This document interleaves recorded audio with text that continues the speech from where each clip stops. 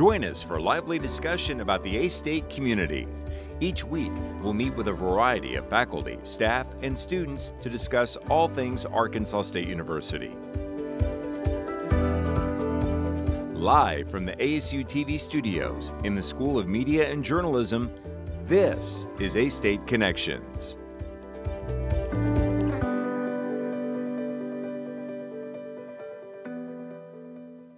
And hello, everyone. Welcome to A-State Connections on ASU-TV. I'm Johnathan Reaves, Academic Advisor at Arkansas State University. This past week, members of the ASU-TV staff and students from the A-State eSports team combined efforts and resources to put together a first-ever production of A-State eSports on ASU-TV. And what you're seeing right now are highlights of the combined ASU-TV and A-State eSports production of A-State men's basketball senior star Caleb Fields taking on gamer J17 in NBA 2K24. While Caleb proceeded to blow out Jay in 2 games, it was exciting to see the merger of television and video games on the A-State campus. Joining me today on A-State Connections are 2 of the students who played vital roles in making this production possible. Will Stafford is administrator and content manager for A-State eSports and the sports producer for ASU-TV, Tristan Harlan. Thanks for joining me today. Appreciate y'all. Thank you for having me. It's an honor to share the silver screen with Johnathan Reaves. Oh, I'll tell you what, the pleasure is all mine. The honor is mine to be able to have that. So I wanted to first of all ask you both about how this came together. And I know that Tristan, obviously you've been working for quite a long time on ASU-TV, doing a lot of the sports stuff. And then, of course, before you did the content management and that, Will, you actually also competed. So we're going to talk about that a little bit. First of all, Will, tell me about how you got involved in esports. So esports has not been around for long, so it's not that really big of a thing. We only have about 60 players, but we in sophomore year, my roommate wanted to play a little bit. He wanted to compete in a game called Apex Legends, and he introduced me to Goody Fielding. He's the guy that was with Tristan on the broadcast for the 2K matchup. Introduced me to Goody. I got right in. I started playing Valorant because I played baseball for years upon years, and I kind of just missed the competition. Mm-hmm. And so I hopped in because they were very serious about being competitive in whatever game they were playing, and so I just joined because I knew I really loved Valorant, and I knew I really wanted to take something seriously, just to give me kind of like not really an outlet, but just something to go off and do with the club. And so I joined just because my roommate introduced me to Goody, and it's been pretty good since. Good deal. And so now, obviously, Tristan, with what you've been doing, you follow esports, you follow a lot of the sports, and you're doing all of that. Kind of your thoughts on esports and the challenge that it is in being able to actually do esports competitively.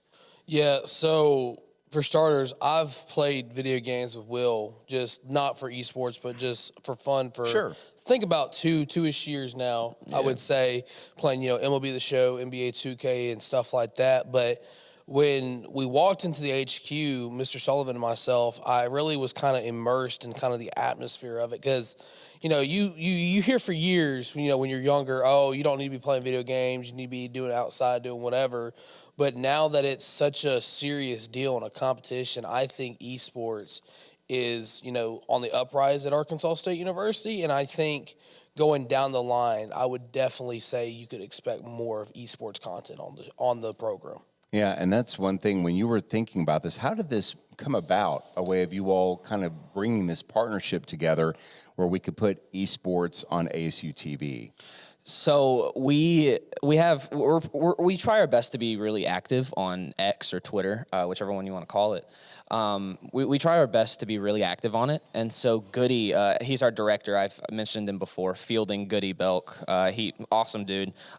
He runs our Twitter, and he just basically mentioned Coach Hodges, the basketball team, to basically a trade-off. How about your best guy in 2K plays our best guy in 2K?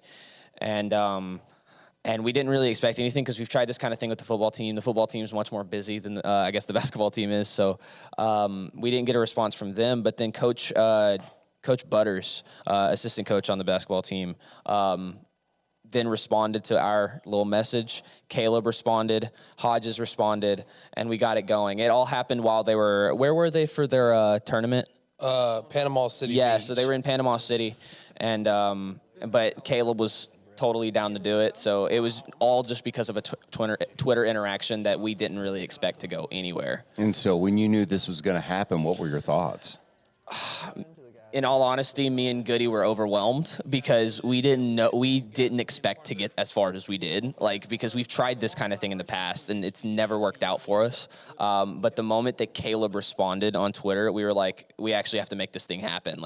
And so we scrambled to find somebody to play. We because to be completely honest, we didn't even have a player ahead of time. We just were trying. We wanted to shoot our shot. We knew we would have somebody, but we were just shooting our shot, hoping for the best. And so once it happened, we were scrambling, but in the end, the production of it turned out really good, and we're really, really happy that it happened. So how did you find that player to be able to take on Caleb?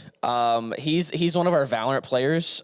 We put an announcement in our Discord server, and we said, hey, if you guys play 2K, please let me or Goody said, let me or Lumos, that's my in-game name. That's what everybody knows me by in the eSports realm. Hey, hit us up if you play 2K. And Jay hit me up about a day after we sent that out and was like, hey, I play quite a bit of 2K. I haven't been on this semester much, but I play 2K. I was like, all right, we'll take you. If Jay wasn't going to do it, I was going to do it. So sure. we were going to make sure that we made this happen no matter what.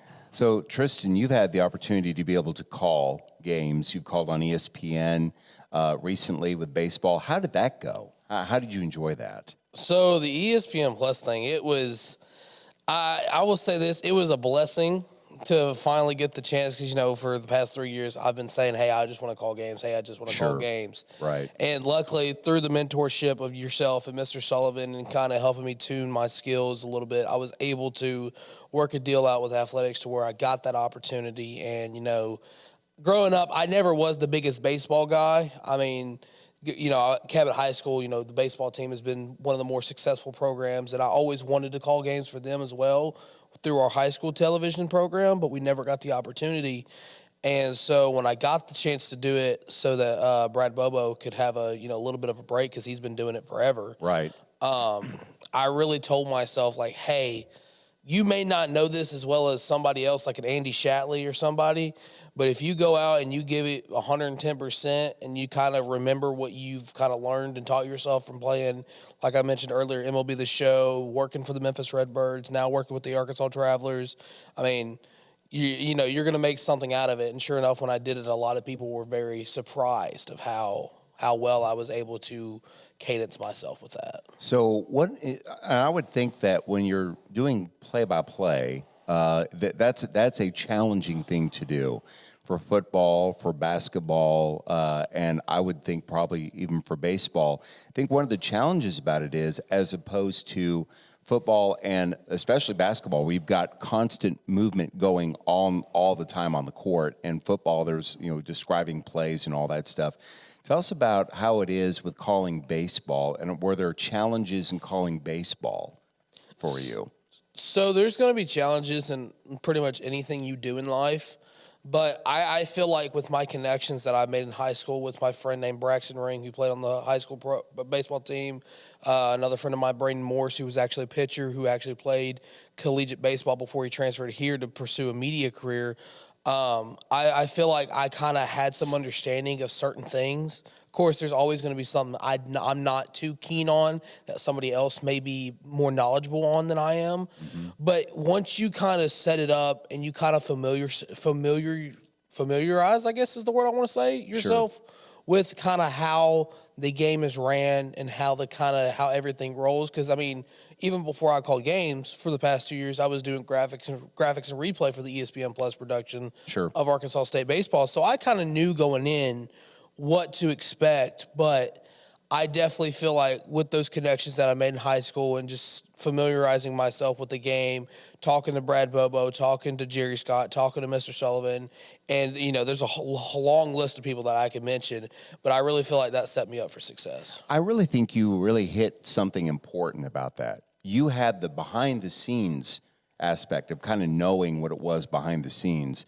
How important is it for people who want to do play-by-play or color commentary to understand what's going on behind the scenes? Does it help make for a better broadcast on air? So I would definitely say it does. And, I will say this. Coming into Arkansas State, I never would have thought that. Like, I would have had a complete opposite opinion 3 years ago. But like I mentioned, after working some productions with ASU-TV, doing West Side Football, doing numerous ASU productions with the ESPN Plus crew, you kind of understand what people in the control room go through in any sort of production, whether it's something like this, Red Wolf Roundtable, the live sporting broadcast. It really kind of helps you understand what to expect and what different elements do so that you can, familiarize that with yourself, and you could also help kind of your cadence a little bit when you're on air. So what was it like? You were able to do a live broadcast of baseball, and now you're switching over to doing a live eSports broadcast and doing kind of the play-by-play and following along with basketball. Kind of explain that, both of you. Will, I'll start with you. I didn't get to be there in person for the 2K thing, but I do personally commentate a lot of different esports games, and so I kind of understand the probably difficulty that Tristan and Fielding had because it's a different realm, because it's not like there's a lot. It's not actual action going on. It's not physical activity going on. It's just them moving their thumbs, really. And so it's a little difficult because you're trying to fill a lot of space. You're trying to figure out what's best to talk about, because, in this case, they're playing 2K, right? So Tristan can't say, J17 does this. Well, there's plenty of players in the game itself that, you might have to try and fill in, figure out who that player is. So in 2K, it's a really difficult hill to climb if you've never commentated it before. And I don't think Tristan or Fielding had before at all, as is. And honestly, they did a really good job with what they were given. So I definitely understand the whole 2K, like trying to learn how to commentate it, because it is one of the most difficult games to be able to grasp for that kind of thing. Yeah, Tristan, we got about 2 minutes. Okay, well, I'll make it short and sweet then. But yeah, going into it, I will say, Goody, he really kind of surprised me with his ability to do it, because I didn't know what the scene was going to be like. So I'm glad, we were able to get that kind of connection off from the jump. But the biggest thing that I kind of experienced with the 2K game is that you got to remember, those people are right in front of you that are controlling the players. So if J17 shoots in the corner with Steph Curry when he's guarded by 4 people, you can't necessarily say, oh, that was a bad shot by J17. It's just kind of your IQ at that point is what it comes down to. Right. He'll come up and punch you in the face. Oh, I mean, he might not. But I'll sell it. I'll sell it. You'll sell it. Yeah, just like a good wrestler. Oh, yeah. So that kayfabe lives. We are going to continue talking about that, because I think you brought up some excellent points, both of you. I really appreciate y'all being here for this edition of A-State Connections. We'll continue to talk about that. But joining me today is Will Stafford and Tristan Harlan. And in the break, or after the break, we'll continue the conversation with them about the future of the partnership with A-State eSports and ASU-TV. We'll be right back after this.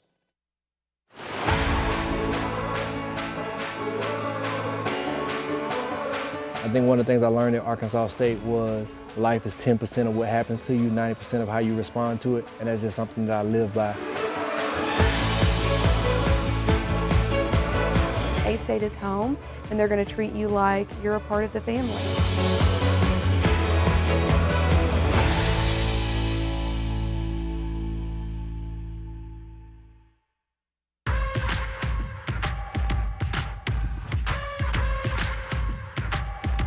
When you say experience counts, it's experience that counts for a lifetime. Boxes, I cannot fit in the boxes. Stop it, quitting was never an option. Exhausted, this passion is never exhausted. And you cannot stop it, nah, you cannot stop it.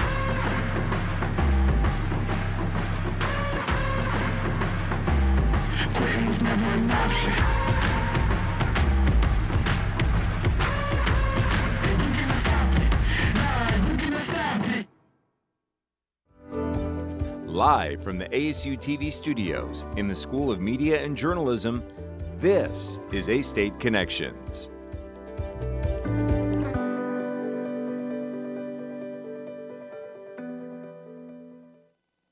And welcome back to A-State Connections on ASU-TV. I'm Johnathan Reaves. Joining me today on A-State Connections, Will Stafford, Administrator and Content Manager for A-State eSports, and the sports producer for ASU-TV, Tristan Harlan. Thank you both once again for joining me here on A-State Connections. As we're continuing to talk about this partnership, so this was the first time that you all were able to put that together.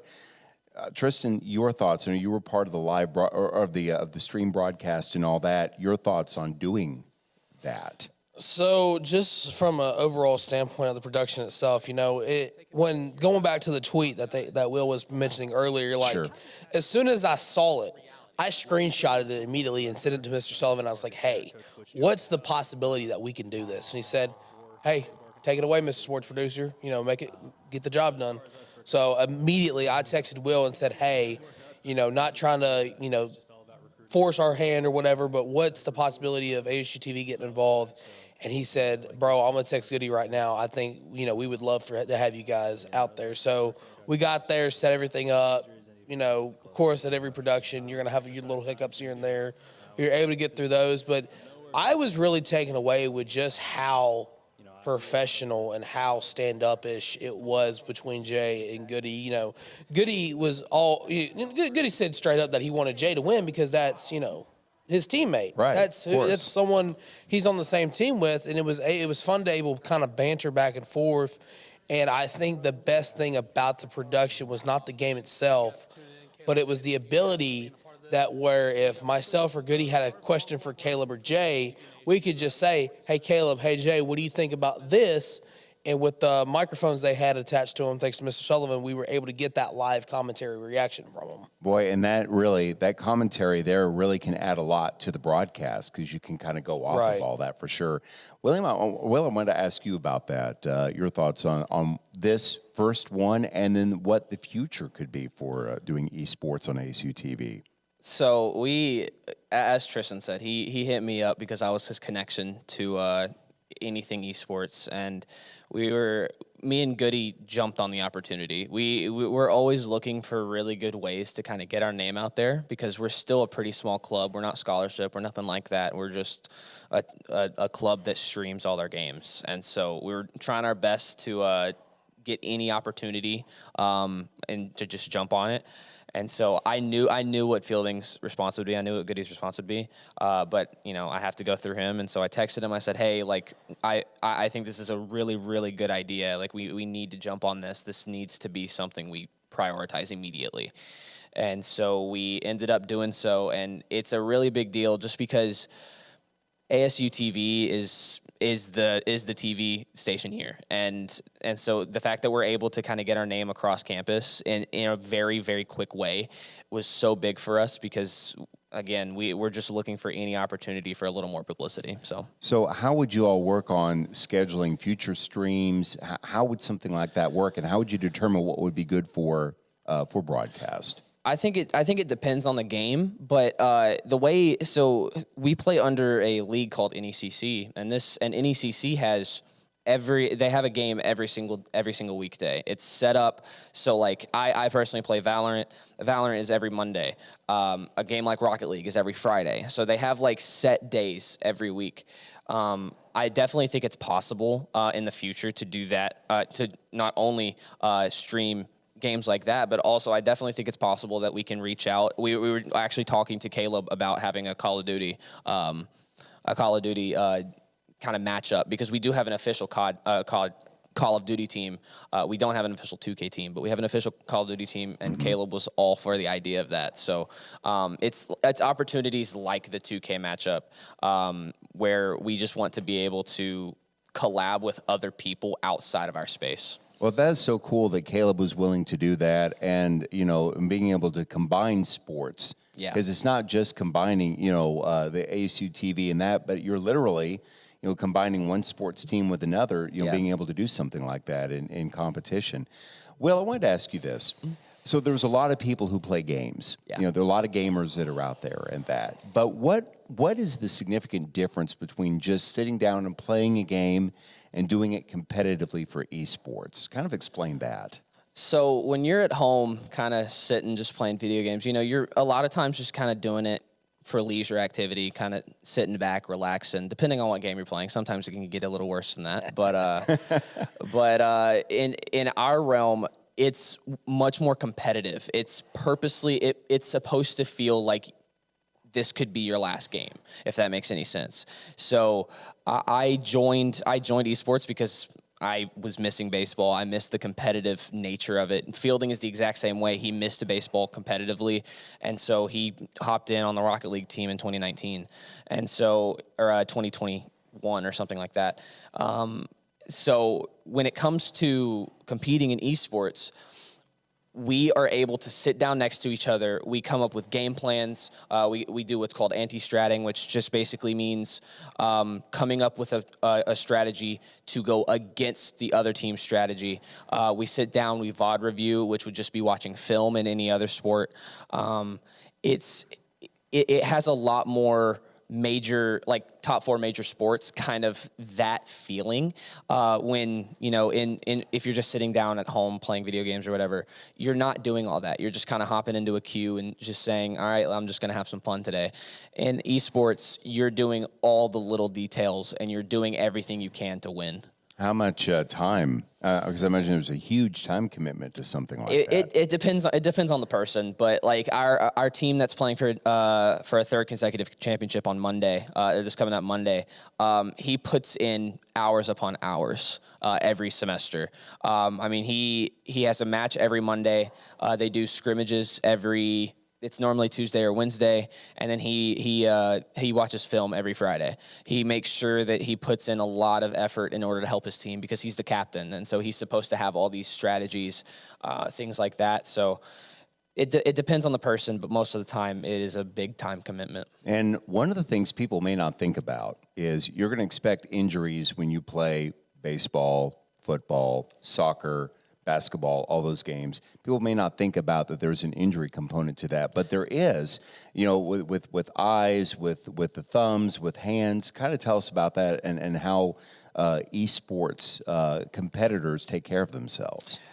There's a joke saying that, you know, gamers don't touch grass, you know, which just means you don't go outside, you don't do anything. But a lot of our players do the exact opposite. They don't put all of their focus into it. Now they put a lot of focus into it. Like we have one player in the game Overwatch. He's a top 500 player in the world. He's just an incredible player at the game. Sometimes you just naturally have it, but he still does put in the hours. But outside of his practice time and his game time, he doesn't do anything. He doesn't do anything with it. He makes sure that he stays away from it because there is a very real thing called tilting, where you are getting mad at literally single thing that happens. And that's honestly a mental injury in itself. But, you know, sometimes there can be hand injuries. There can be really bad eye injuries because, I mean, you're staring at a screen for hours on end. And so we have subs for that reason, but most of the time it's taking a step away from the game you're playing in order to just focus on the outside world. Very good. So hopefully we won't have anything like that kind of going on in future things, but that is something that could happen. I know you are excited, Tristan, about, you know, you're probably like, when is the next one? When are we going to be able to do this again and all that? So how are you all setting up what could be future streams for that? So I will say, and, you know, there's nothing set in stone yet. It's still collaboration effort between myself, Mr. Sullivan, Will, Goody, and our station manager, Easton John, to just see about another possibility about it. But, you know, that's the one thing about me is I'm always looking forward to the next thing. If I do something once, I'm looking forward to the next 200 events of it. Yeah, right. But I definitely think with the Call of Duty thing, if it's something that we could actually put on a cable channel and we can put on ASU-TV with how graphic the game can be at times, I think that would be fun to do only because of my experience playing the game. But I definitely will say that it is in the works, and it is going to be probably, if not better than the last one. If it is, like, those games are graphic and all of those things, and so some of the stuff may not be suitable for everyone to watch. How do you all approach something like that on what would be a stream? So I mean, I cannot speak for Will and the rest of the esports program, but I know, like, if we were to do Call of Duty, for example, that would be one of those things where, of course, we would sit down and say, okay, is this really worth doing? Is it really worth putting on our kind of channels? And I think we have a good understanding amongst everybody that is involved with something like this, that, like, we know the risk and we are going to do it to the best professional and respectful way possible, because with those games, there is a very high possibility that it does take a toll on somebody's mental health. And so just that avenue of things really is what kind of makes you think, okay, what's the logistics behind it? Sure. One thing, you did see this. You were part of the broadcast, obviously.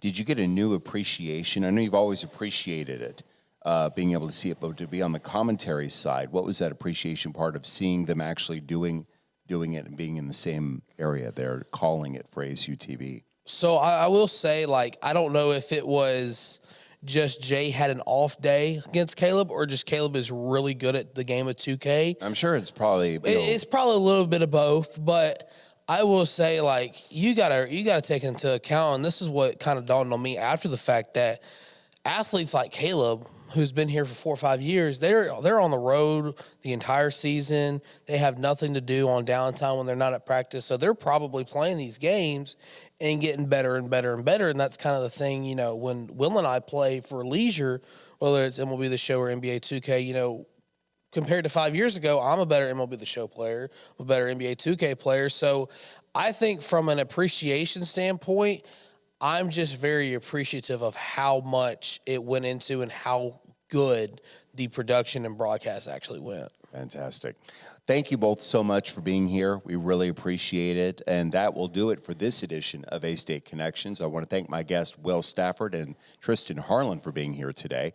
Also want to thank creative media production instructor Dustin Sullivan and his amazing students who are always doing a great job behind the scenes running the show.